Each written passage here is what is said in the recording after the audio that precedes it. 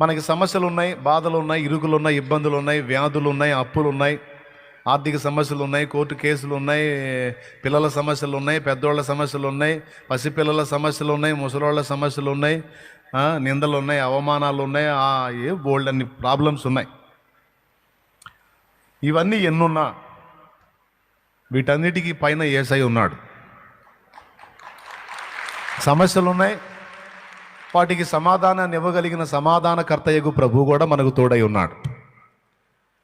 ఇంకా చెప్పాలంటే ఇవన్నీ సూర్యుని కింద, ఆకాశం కింద ఉన్నాయి, మన దేవుడు ఆకాశం పైన ఉన్నాడు.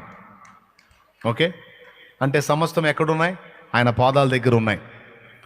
కాబట్టి మనం ఆయనను విశ్వసించినందున నిజంగా మనం ఆయన్ని విశ్వసించినట్లయితే, నిజంగా మనం మనోనేత్రాలు వెలిగించబడిన వారమైతే, మనం ఎదుర్కొంటున్నటువంటి ప్రతికూలతలకు మనం కంగారు పడాల్సిన అవసరం లేదు.